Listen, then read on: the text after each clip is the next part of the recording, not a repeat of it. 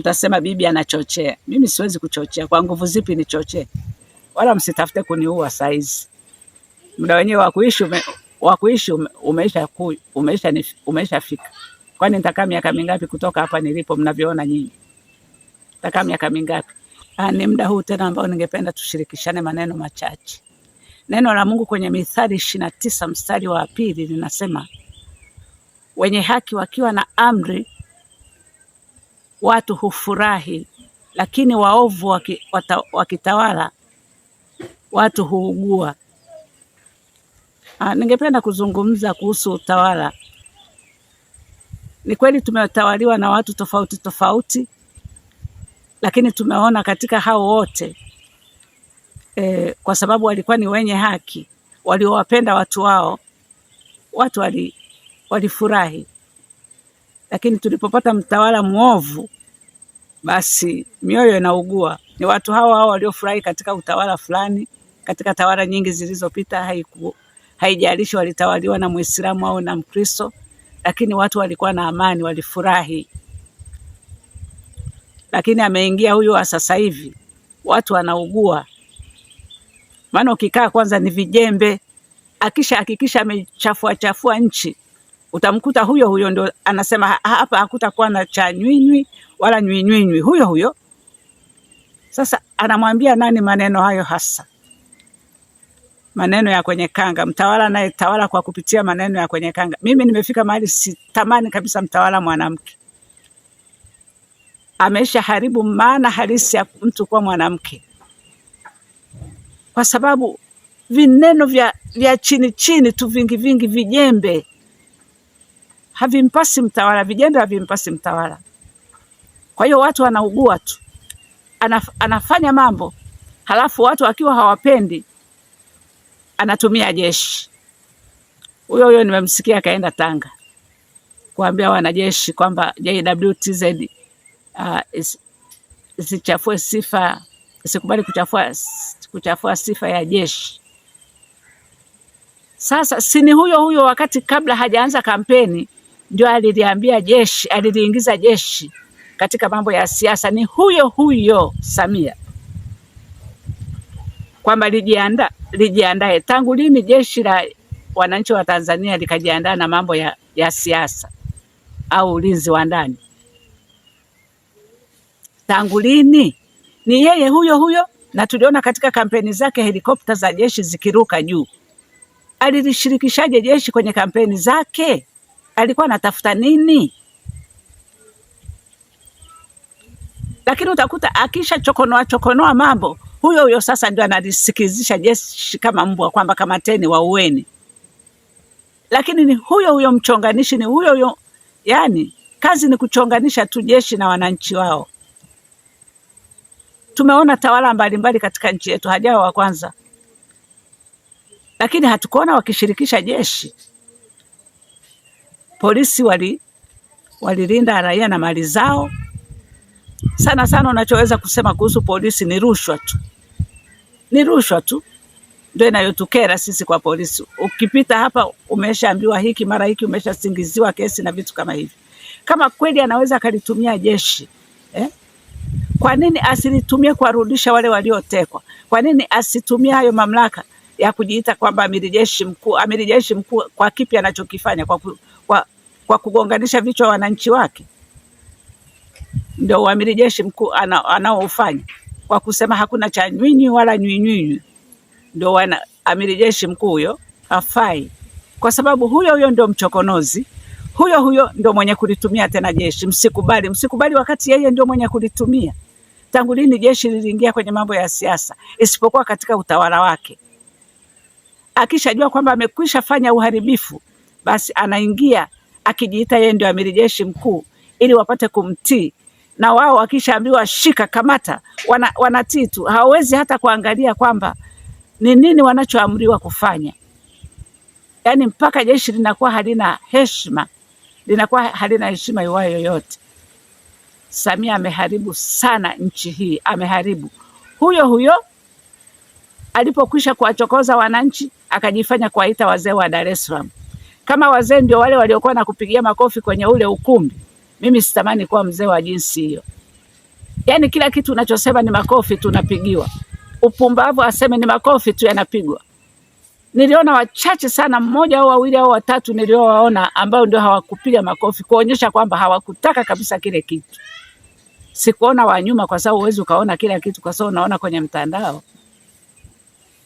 Lakini huyo ndio mwenye kuchonganisha wananchi, na huyo ndio mwenye kutoa amri kusema wananchi wanaleta vurugu, lakini yeye ndio mvurugaji mkubwa wa kwanza kabisa kuvuruga nchini. Samia ndio mvurugaji mkubwa. Akishamaliza kuvuruga sasa anaingiza polisi, anaingiza jeshi, atawaita wazee, ni kama anashika huku na huku kuwagonganisha vichwa, na sisi tusivyo na ufahamu tunaona tu kwamba rais ameongea.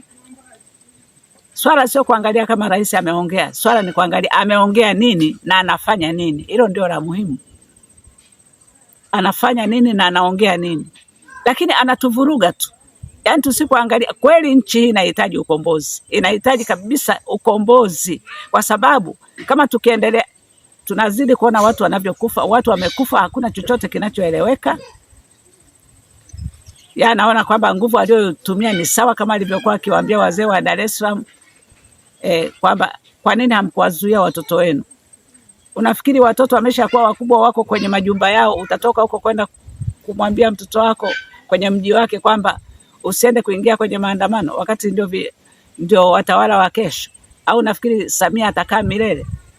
Hapo alipo tu ameshakuwa mzee, ana wajukuu huyo, lakini utakuta hata haandai nchi. Yeye anachoona kwamba ni pesa basi. Rais huyo ndio aliyewaambia mawaziri wake kwamba kuleni kidogo kidogo, mle sawa sana urefu wa kamba zenu. Ndio utawala huo, msile mpaka mkavimbiwa. Yaani ndio namna ya kutawala huko. Lakini tulimuona Magufuli bwana, mimi nilimpenda Magufuli sana. Kama mtu atakereka akataka kuniondoa uhai wangu kisa namsifia Magufuli, niacheni tu, kwani mbona umri wenyewe umekwisha? Wala msitafute kuniua saizi. Muda wenyewe wa kuishi umeshafika. Kwani nitakaa miaka mingapi kutoka hapa nilipo mnavyoona nyinyi? Nitakaa miaka mingapi? Lakini nawazungumzia hata kama sio mimi mwenyewe. Hii nchi na watu wasiojua mkono wa kuume wala wa kushoto. Wengine wako kwenye migongo ya mama zao, hawajui hata wakitoka hapo ukiwateremsha hao watoto ukawaambia nendeni nyumbani, wataenda kufanya nini? Hata ungewacha magunia ya vyakula hapo nyumbani, hawawezi kujipikia kwa sababu hawawezi kujipikia. Wanahitaji mama zao ndio wawapikie, wanahitaji mama zao ndio wawabebe, wanahitaji baba zao ndio wakatafute chakula walete nyumbani wao wapate kula. Hao ndio tunaowazungumzia, wala sio kwamba sisi tuna maisha ya kufurahia hapa duniani. Mimi sioni hata maisha. Yaani sioni chochote katika dunia hii. Lakini nitafurahi sana nikiona mwenye haki akitawala, kwamba hata vizazi vinavyokuja vitafurahi. Vitafurahia kwa sababu mwenye haki ametawala, kutakuwa na amani tu. Ndio maana neno la Mungu nasema wenye haki wakiwa na amri watu hufurahi, lakini waovu watawalapo watu huugua. Ni kweli kabisa. Sasa hivi nchi inaugua sana. Kama unaweza kuambia JW, unashindwa nini kuambia watafute wakina Polepole wako wapi? Wale waliotekwa wametekwa na nani? Alafu unawaambia kabisa kwamba hakuna cha mkubwa, hata akiwa mkubwa awe CCM awe nini. Kwani wewe uko wapi? Si uko CCM? Sasa ina maana wakushughulikie wewe basi. Si ndivyo unavyosema? Watu wametekwa katika utawala wako, lakini hilo hushughuliki hata kidogo, wala hujigusi. Watu wamekufa hujigusi, wala huna uchungu kwa sababu watoto wako wako salama. Lakini yuko Mungu ambaye hashindwi kuwamaliza wakwako popote walipo. Popote walipo. Mungu ana jeshi la malaika. Aweza kumtuma malaika akaenda popote alipo wakwako na akamaliza huko huko. Sisi wala hatuna shida na wewe kusema kwamba tuna shida ya kukuua. Hata mimi hata ungekaa hapo, sihangaiki hata kukuua. Nikuue ili weje? Wakati yuko Mungu awezaye kuwamaliza. Mwenye amri ya kuondoa uhai wa mtu ni Mungu. Akiona umezidi atauondoa tu uhai wako bila kuguswa hata na mwanadamu. Kwa hiyo tuhangaikie nini? Tuhangaike nini? Kwa kweli nchi yetu inahitaji ukombozi. Ukombozi kabisa, kwa sababu hapa tulipo hatuna usalama. Watoto wetu hawana usalama, wajukuu zetu hawana usalama, vilembwe vyetu watukuu hawana usalama. Kwa sababu unaonekana kabisa utaiacha nchi umeshaivuruga vya kutosha. pesa umesha vuruga, ziko kwenye magari yako kwa nyuma huko, umesha uhai wa mtu hauko katika wingi wa vitu alivyonavyo. Namkumbuka sana Magufuli na yani nampenda, hata kama amekufa moyo wangu nampenda alivyotawala. Ametawala, hakuna Uislamu wala Ukristo, watu wote kwake walikuwa ni sawa. Lakini sio wewe. Ukishaona umevuruga vuruga, unajifanya kuita wazee wa Dar es Salaam, wafanye kwamba uzee wao hauna maana, kwa sababu hata vile vitu ulivyokuwa unaviongea pale, ukijifanya kuwasema teki kwamba hakuna sijui nani yote ya dini pale, wewe uliwatumia wazee wa Dar es Salaam kuwasema teki tu basi. Hicho ndicho kilichokufanya waitisha wao wanaoitwa wazee wa Dar es Salaam, na matokeo yake kukupigia makofi kwenye vitu ambavyo ukiviongea, yani mtu nasikia kichefuchefu dakika hiyo hiyo. Lini uliona kabisa kwamba nchi imemchagua mtu kwa sababu ya dini yake? Sio wewe unaitaka, utakuwa wa kwanza kuleta udini, na umekuwa wa kwanza kuleta udini katika nchi. Wewe ndio wa kwanza. Ulipoona umeshindwa kabisa, umeshafanya mambo ambayo yote yanakuelemea, ukaamua sasa uingize udini, kwamba wanakuchukia kwa sababu msiharibu nchi, msiharibu. Nani anaiharibu wakati unaiharibu ni wewe? Msiharibu nchi hata kama hampendi Samia kwa sababu ya dini yake. Nani alikwambia dini yako hatutaki mtu kwa sababu ya dini yako? Wewe ndio Muislamu wa kwanza kutawala nchi. Mwinyi hakutawala. Kikwete hajatawala nchi. Walikuwa Wakristo, si walikuwa Waislamu. Si walikuwa Waislamu. Wewe usitafute kuja kutuvuruga vuruga huku Tanganyika, mara waondoe watu wa Ngorongoro, waweke Waarabu, mara uuze bandari. Yaani vitu vyote ni wewe, hutosheki. Ukitoka hapo afu nawaambia watu, akikupa ushauri unasema who are you? Who are you? Sasa afu unasema pesa wanazokupa ni ndogo. Rasilimali ulizonazo ni nyingi, zinaweza kuendesha nchi. Unaendaga kuomba misaada ya nini sasa? Yaani unatufanya kama wajinga fulani hivi. Watu wote unatufanya kama wajinga. Unakula hela hizo unazoenda kuomba misaada, unazila wewe mwenyewe, unazitumia visivyo, afu unasema una rasilimali. Wakati muombaji ni wewe huyo huo, unaenda huko na huko kufanya nini? Ndio maana ulipoanza kutawala ukaanza kuzurura duniani kote ukiombaomba misaada tu. Mbona Magufuli hakuomba misaada? Aliendesha nchi kwa hela zake mwenyewe zinazopatikana katika nchi. Wewe kinakushinda nini? Sasa wanapoanza kukuwekea, nashangaa sana, sijui umewafanya nini hao UN mpaka kuona kwamba umeleta amani. Amani iko wapi katika nchi? Kwanza hatuna amani hata kidogo. Wewe mwenyewe hujui kuleta amani. Tutakuwaje na amani watu wako? Unatuua wewe mwenyewe. Tutakuwaje na amani? Hakuna amani yoyote katika nchi, haipo. Umewateka watu mpaka leo hawajapatikana. Kama unaweza kuwatumia JWTZ, si watumie kwa komboa hao waliotekwa. Mbona unashindwa kumaliza utekaji katika nchi hii? Watu wanakaa kama wakimbizi kwenye mapori, wakikimbia nchi yao wenyewe kisa wewe. Maana hata tatizo sio elimu. Kwa sababu na watu kwanza wewe ni mtu usiyetaka ushauri. Zamani nilikuwa nafikiri labda hawakushauri. Kumbe nimegundua kabisa wewe husikilizi ushauri. Hata mtu angekushauri husikilizi, unafanya ya kwako mwenyewe sawa sawa na mikataba yako mwenyewe ya kishetani ulionayo. Labda ndio iliyokuingiza katika utawala. Kwa hiyo uliachilia makusudi zile damu zimwagike ili kutoa kafara kwa hawa ambao ulienda kuhitaji mamlaka kwao.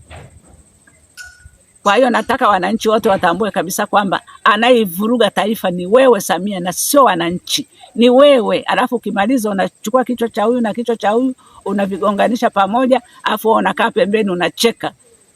Ukisha tugonganisha unakaa unacheka. Unafanya watu wote hatuna akili. Wote hatuna akili, mwenye akili ni wewe tu. Tutaona mwisho wa akili zako sasa utaishia wapi. Kwa sababu yuko Mungu anayekuweza. Yuko Mungu anayekuweza, hutatawala milele, hutatawala. Na hata utawala wako hata hatufurahi wala hatuupendi. Mie mmoja hapo, si upendi wala si ufurahi, kwa sababu ni mchonganishi. Unachonganisha watu wako wewe mwenyewe. Unatafuta nini? Unataka nini?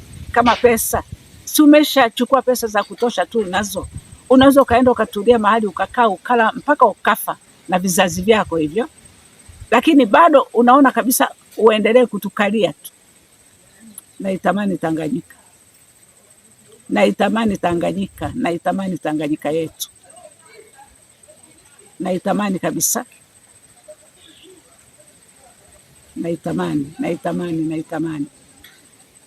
Ni kweli yawezekana Nyerere alipokuwa ameingia pamoja na Karume walijiona kwamba ni hawana hila. Walijua watu wote watakuwa vizuri, wataendesha muungano vizuri. Hatukujua kwamba wapo watakaotokea huko kwa kupitia muungano wapate kugandamiza wenzao. Hawakujua, wangejua wala wasingekubali hiki kitu. Lakini walikuwa na dhamiri njema kabisa mwanzoni, kwa sababu ni ngumu sana kujua moyo wa mwanadamu. Na Mwigulu unakuta mambo unayozungumza yani yanakera tu, yanakera kweli. Hiyo ni hila, mnatawala kwa hila. Mwisho mtamaliza, yani mtamaliza vichwa vyote katika nchi, mtatubakizia viraza. Hao wenye kusema ndio na kupiga makofi katika kila jambo, hata kama ni la kipumbavu, ndio mnaowaacha sasa wapigie makofi. Mimi hata sipigage makofi, mnejua kabisa huku niliko. Makofi sipigi kwenye upumbavu, sipigi. Hata ningekuwa nimekaa mbele yako hapo nisingepiga, ungeniona wazi wazi kwamba sitaki. Kwa sababu uwezi ukatugonganisha ukafanya vitu vingine, alafu ukitoka hapo unaanza kugonganisha wananchi kwamba jeshi msikubali. Msikubali wakati wewe ndio chanzo kwenye utawala wako, ndio chanzo cha jeshi kwanza kuingiza jeshi kwenye siasa. Hata Warioba alisema jeshi lisiingizwe kwenye siasa, alisema, lakini ulipuuza kuonyesha kwamba hutaki ushauri wa mtu awaye yote. Kila kitu unachofanya wewe ndio sahihi. Matokeo yake umevuruga nchi, alafu amna. Vijana, kueni macho, mkomboe nchi. Kueni tu macho, mkomboe nchi, kwa sababu sisi tunapita, lakini vijana ndio taifa la kesho. Mtasema bibi anachochea. Mimi siwezi kuchochea. Kwa nguvu zipi nichochee? Mambo mengine bwana. Nawaambia tu ukweli. Mkitaka kurekebisha, rekebisheni. Anzeni kwanza kurudisha maiti hizo, sijui ndio mmetoa kafara huko au vipi, hata tuelewe. Kwa nini mnazuia maiti, au mlienda kuzisaga kwenye kiwanda cha simenti ili weje? Kuficha nini asichokijua Mungu? Wote ni uovu. Waovu wakitawala tutaona kila kitu kinavurugika tu, kwa sababu waovu ndio wako madarakani. Tunaona watu wenye kuweza kuongoza taifa vizuri, wakina Umi Mwalimu. Hivyo wewe si ndio umeivuruga CCM wewe? Umi kapata kura 5,000 na kitu, unaenda kumweka mtu wa kura 80. Sasa hiyo ndio hesabu gani? Labda utuambie, ndio hesabu gani? Ndio haki hiyo? Hiyo ndio haki? Lakini unatawala ukiwa na visasi moyoni. Usiyemtaka basi utamwekea kisasi, utamwangamiza, utamuua. Pole amekushauri kwa hekima sana na kwa kukuomba sana, rais, wasikutumie, lakini kwa sababu ulikuwa na uroho wa madaraka, hukumsikiliza Pole. Uliona sasa alipoanza kuzungumza ukaona kama anakuharibia na kuanza. Kwa hiyo ulimpa ubalozi kusudi ya nyamazi. Ilikuwa ni kumnyamazisha. Mimi nauliza watu wengine ambao mnapewa hivi vyeo, kwani mnashindwa kumkatalia kwamba mimi hicho cheo naomba usinipe? Hata akikuteua una uwezo wa kukataa kwamba hapana. Sasa matokeo yake mnabakiza viraza, ndio wako bungeni huko, kila kitu mtakachosema kisa mmepewa kula, basi ni ndio tu. Mnapitisha mikataba ya ajabu. Yaani mpaka kuondoka wewe madarakani utakuwa umeiuza Tanganyika mpaka basi. Lakini yuko Mungu anayekuweza. Yupo Mungu anayekuweza. Aliyekuumba anakuweza. Hata kama umeingia kwa shetani huko unatumika, lakini yupo Mungu anayekuweza. Hatuhitaji hata kukuvizia. Matokeo watu wa Ubungo wanalia hawana maji. Wewe unapita kwenye magari na kuambia napita speed na huko juu helikopta. Mnamaliza mafuta ya bure na magari chungu nzima yasio na sababu yoyote. Hudumieni wananchi. Kazi ya kuhudumia wananchi imekushinda, umekaa kuwagombanisha tu na kupita. Unafikiri hao watakulinda? Hiyo helikopta ikiwa huko juu ndio itakulinda? Mwangalie Karume Zanzibar, aliuawa na nani? Karume au Kennedy kule Marekani? Hakuna ulinzi. Mbona alikufa? Mbona alipigwa risasi akafa? Lakini wewe haina hata haja ya kukupiga risasi ya nini? Mungu tu anakutosha. Yuko Mungu anayekuweza, yuko Mungu anayekutosha. Unaweza ukalala usiamke. Hii nchi inahitaji kukombolewa. Hata mimi mwenyewe naafiki kabisa ikombolewe, kwa sababu utawala uliopo ni wa kihalifu tu. Waovu wakitawala nchi huugua, na kweli nchi inaugua kwa sababu ya wewe kutawala. Nchi inaugua, hatuna hata raha. Hatuna raha kabisa. Mimi msinitafute kabisa kwamba alikaa wapi akaongea kwenye mti upi. Msinitafute, mbona siku zangu zimeisha. Natafuta laana nyingine ya bure sio na sababu yoyote. Kwani na miaka mingapi ya kuishi hapa? Wala msipitie hilo kutafuta kuniua kisa nimeongea. Kisa amesema kwamba hana muda mrefu wa kuishi. Niacheni hata kama nikifikisha miaka 150. Niacheni. Ndio mradi haitakuwa ni miaka ya kuandamana barabarani.